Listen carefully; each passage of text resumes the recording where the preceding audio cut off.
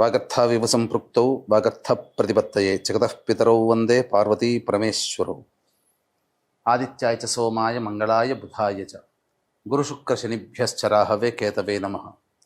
శృంగేరి జగద్గురు పీఠాధిపతులకి, కంచి పీఠాధిపతులకి నమస్కారములు తెలియచేసుకుంటూ కార్యక్రమాన్ని ప్రారంభిద్దాం. వీక్షించేటువంటి ప్రేక్షకుల్లో చాలామంది గత కొన్ని నెలలుగా ఈ పక్ష ఫలాల గురించి మనం తెలియచేస్తున్నాం. రాశి ఫలాలు చాలామంది ఎంతోమంది ఆదరిస్తున్నారు. వాళ్ళ నిజ జీవితంలో చాలామంది నిజంగా జరుగుతున్నాయండి, మీరు చెప్పినట్టే జరుగుతున్నాయి, ఏ రోజుకు ఆ రోజుకి సంబంధించినటువంటి ఖర్చు కానీ ఆదాయం కానీ అలాగే ఉంటుంది, ఇక మానసికమైనటువంటి ఒత్తిళ్లు కూడా చెప్పినటువంటి రోజుల్లో ఉంటున్నాయి అని చెప్తున్నారు. కానీ కొంతమంది మాకు ఇవేవి జరగట్లేవు ఎందుకని అని చెప్పి అడుగుతున్నారు. అయితే ఇక్కడ క్లారిటీ మీకు ఒకటి తెలియచేస్తాను. ముఖ్యంగా పేరును బట్టి కాకుండా జన్మ నక్షత్రము ఉండి జన్మ రాశి గనక ఉన్నటువంటి వాళ్ళు ఖచ్చితంగా ఆ రాశే చూసుకోవాలి.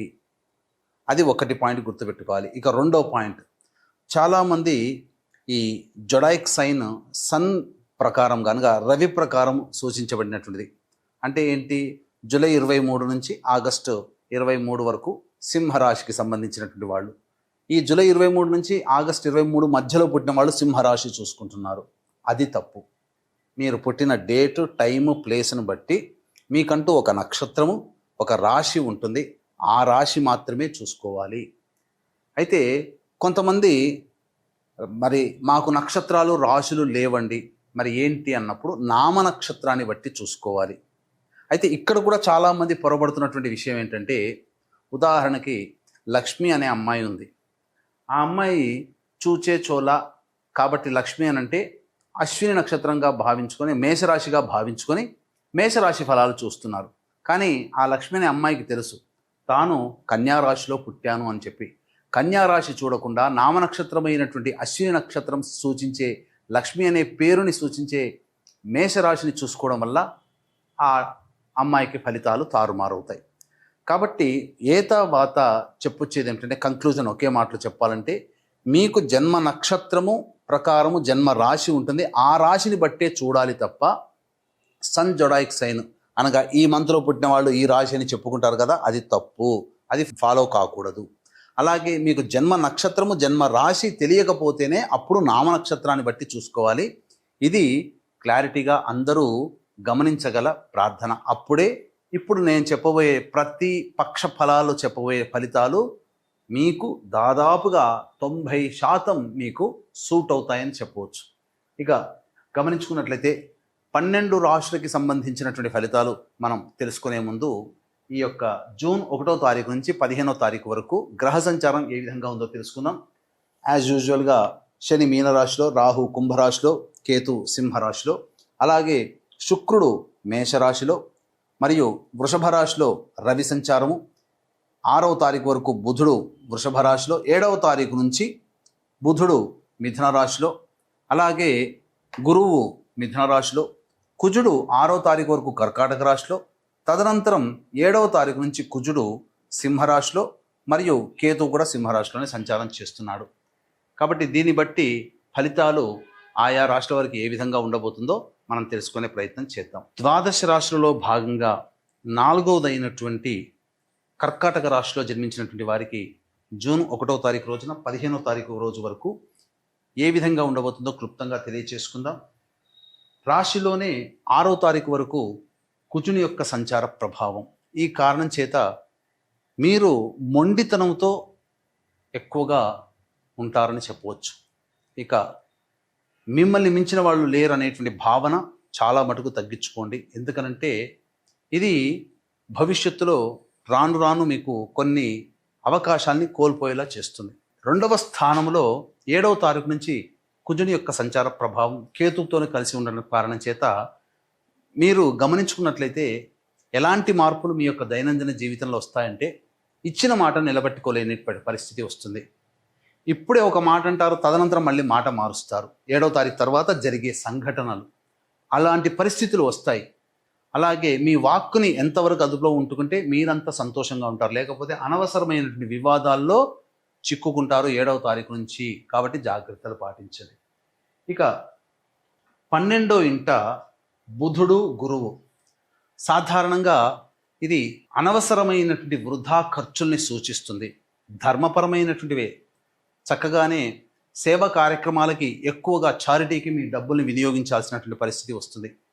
లేదా ఎవరైనా సహాయానికి అడిగినప్పుడు మీ దగ్గర ఉన్నటువంటి డబ్బుని సహాయం కోసం వినియోగిస్తారు. మీకన్నా ఎదుటి వాళ్ళకి ఎక్కువగా ఖర్చులు చేస్తారు. డబ్బులు అప్పుగా ఇవ్వరు, కానీ ఖర్చులు చేస్తారు. ఇక 6వ తారీఖు వరకు రవి బుధుడు లాభస్థానంలో సంచరిస్తూ ఉండడం నిరుద్యోగస్తులకి అద్భుతమైనటువంటి అవకాశంగా చెప్పవచ్చు. ముఖ్యంగా మంచి ఉద్యోగం లభించి తీరుతుంది. చేస్తున్నటువంటి వృత్తి ఉద్యోగ వ్యాపారాల్లో మీకు చక్కటి మద్దతు లభించడం ద్వారా మంచి విజయాన్ని సొంతం చేసుకుంటారు. ధనాదాయం చాలా చక్కగా ఉంటుంది. గౌరవ మర్యాదలు పెరుగుతాయని చెప్పవచ్చు. అలాగే ప్రభుత్వపరమైనటువంటి కార్యకలాపాల్లో ఉన్నటువంటి వాళ్ళకి మంచి అధికారుల యొక్క అనుగ్రహం కలుగుతుంది. కాంట్రాక్టర్లకి, వ్యాపారస్తులకి బిల్స్ పాస్ అవుతాయని చెప్పవచ్చు. ఇక శుక్రుడు 10వ స్థానంలో ఉండడమే ఇది ప్రధానంగా కొంత దోషం. అనవసరంగా డాబు కోసం, మీ గొప్పతనం కోసం ఖర్చులు చేయాల్సినటువంటి పరిస్థితి వస్తుంది. అందరిలో మీరు గొప్ప అనిపించుకోవడం కోసం కొన్ని బాధ్యతల్ని నెత్తిన వేసుకోవాల్సిన పరిస్థితి మీకు గోచరమవుతుంది. విలువైనటువంటి ఆభరణాలు కొనుగోలు చేయడం ద్వారా డబ్బుల్ని తగలేసుకుంటారు. అన్నిటికంటే మించి స్త్రీలతో కొంత వాగ్వివాదాలు జరుగుతాయి. కాబట్టి జాగ్రత్తలు పాటించండి. మీ కీర్తి ప్రతిష్టలకి దెబ్బ కలిగే విధంగా కొన్ని పనులు ఏర్పడతాయి. 9వ స్థానంలో శని సంచారము ఇది కాస్త ఇబ్బందికర పరిస్థితులు. విదేశీయానం, విదేశీ విద్యకు సంబంధించి ప్రయత్నాల్లో కాస్త ఇబ్బందులు అనేటువంటివి ఉంటాయి. అష్టమ రాహువు మీకు అనుకూలంగా ఉండడు. ఆరోగ్యం పట్ల శ్రద్ధ వహించాలి. ప్రతిదీ కూడాను కొన్ని సందర్భాలు ఎలా ఉంటుందనంటే ఏదో అనారోగ్యం అకస్మాత్తుగా వస్తుంది, కొంతకాలం వేధిస్తుంది, మళ్ళీ మాయమైపోతుంది. ఎందుకు వస్తుంది, ఎందుకు తగ్గుతుందో తెలియదు, కానీ దానివల్ల అనారోగ్య సమస్యలు కొంత శరీరం బాధపడాల్సి వస్తుంది. తర్వాత ఇవి ఈ యొక్క 15వ తారీఖు వరకు కర్కాటక రాశి వారికి సాధారణంగా జరిగేటువంటి సంఘటనలు. ఈ యొక్క కర్కాటక రాశిలో జన్మించినటువంటి స్త్రీలు పరాభవాలని ఎదుర్కోవాల్సినటువంటి పరిస్థితి వస్తుంది. అనవసరమైనటువంటి వివాదాల్లో తలదూర్చడం ద్వారా లేనిపోని సమస్యల్ని కొని తెచ్చుకుంటారు. మరీ ముఖ్యంగా సంతానం కోసం ఎదురు చూసేటువంటి మహిళలు 7వ తారీఖు నుంచి జాగ్రత్తలు పాటించాలి. ఇక వివాహ సంబంధమైనటువంటి విషయాల్లో కాస్త ఇబ్బందికర పరిస్థితులు అనేటువంటివి ఉంటాయి. కాబట్టి జాగ్రత్తలు పాటించండి. బాగా కష్టపడి ప్రయత్నం చేయండి. వివాహ సంబంధాలు కొలిక్కి వస్తాయని చెప్పవచ్చు. మరీ ముఖ్యంగా ఈ రాశిలో జన్మించినటువంటి మహిళలు జాగ్రత్తగా ఉండాల్సినటువంటి పరిస్థితి. అప్పటి వరకు మిమ్మల్ని గౌరవించినటువంటి వాళ్ళు మిమ్మల్ని కాస్త ఇబ్బందులు పాల్చేస్తారు. లేనిపోని అవమానాలు ఎదుర్కోవాల్సి వస్తుంది. గౌరవం పొందిన చోటే అవమానాలు పొందాల్సినటువంటి పరిస్థితి వస్తుంది. కుటుంబంలో మీ మాటకి విలువ ఉండదు. కాబట్టి తగ్గి ఉండే ప్రయత్నం చేస్తే చాలా మటుకు మంచిగా ఉంటుందని చెప్పవచ్చు. ఇక జూన్ 1వ తారీఖు నుంచి 15వ తారీఖు వరకు దైనందిన జీవితంలో ఎలా ఉండబోతుంది వీక్షించేటువంటి ప్రేక్షకులకి గమనిక.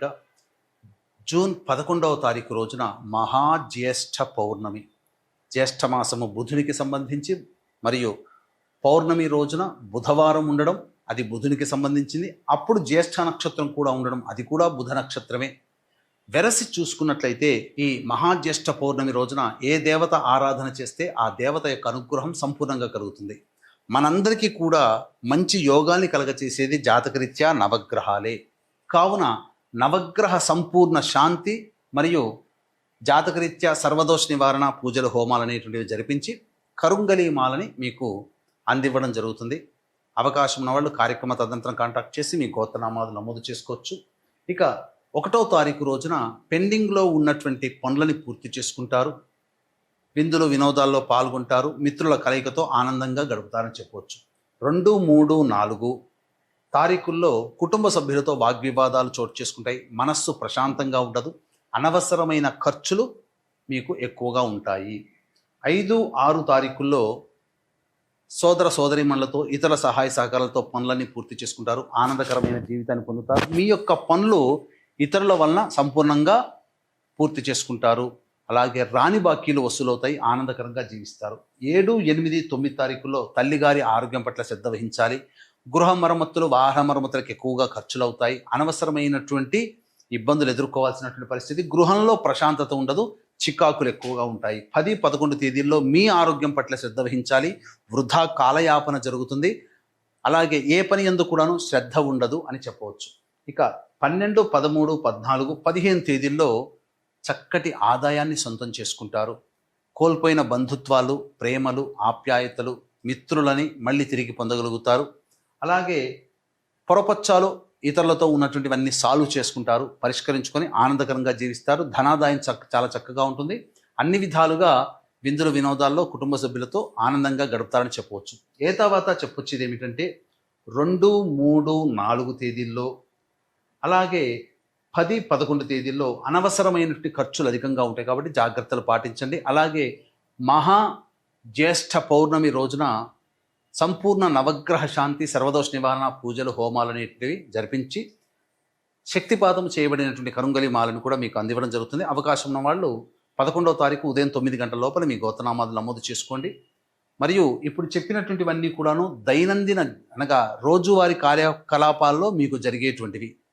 ఇప్పుడు చెప్పినటువంటి వాటికంటే ఇంకా విభిన్నంగా మీ యొక్క జీవితం ఉందంటే జన్మ జాతకంలో నడుస్తున్నటువంటి గ్రహ దశాంతర దశల యొక్క ప్రభావాలు. కావున దగ్గరలోని మంచి ఉపాసనా పరులైనటువంటి జ్యోతిషుల్ని సంప్రదించి వారి సలహాలు, సూచనలు కనుక పాటించినట్లయితే మరింత మెరుగైనటువంటి జీవితాన్ని పొందుతారని తెలియజేస్తూ సర్వం శ్రీ ఉమామహేశ్వర పరబ్రహ్మార్పణమస్తు.